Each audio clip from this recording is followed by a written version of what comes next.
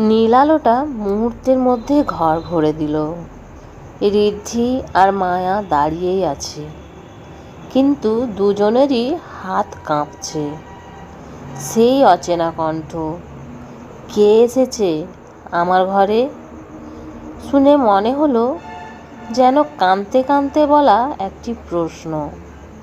মায়া আস্তে করে ফিস ফিস করে বলল, ঋদ্ধি, এ ঘরে কেউ থাকে না, কিন্তু এই কণ্ঠটা আমি আগেও শুনেছি।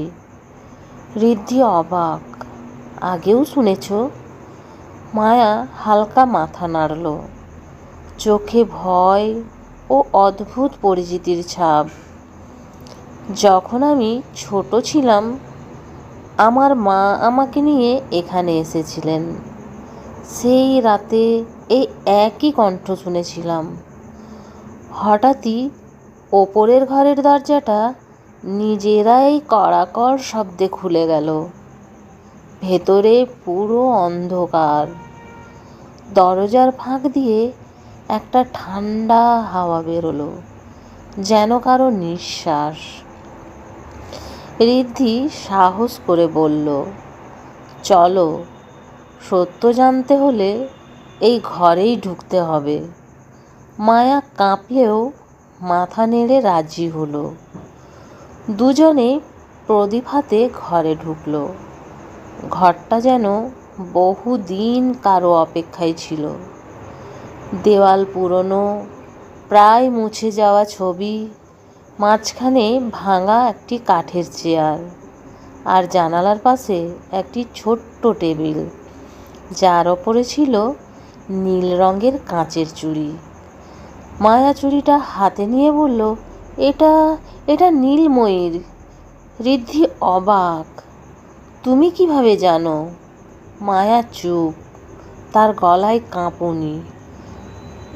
আমি স্বপ্নে দেখেছি, অনেক বছর ধরে দেখি। একটা মেয়ে কান্না করছে, তার গায়ে নীল শাড়ি, তার হাত থেকেই এই চুড়ি পড়ে যায়। আজ আমি এটা দেখে ফেললাম। ঠিক তক্ষুনি জানালার বাইরের বাতাস থেমে গেল। আকাশে যেন ছড়িয়ে পড়ল নীলচে আলো। আর সেই একই ভৌতিক অথচ দুঃখ ভরা কণ্ঠ আবার শোনা গেল, ফিরে এসো, যাকে প্রতিশ্রুতি দিয়েছিলে। ঋদ্ধি আর মায়া দুজনেই জমে গেল। আলোটা এবার জানালার পাশে জমে উঠল, এক ঝাপটা ধোঁয়ার মতো। ধীরে ধীরে সেটা আকার নিতে লাগলো।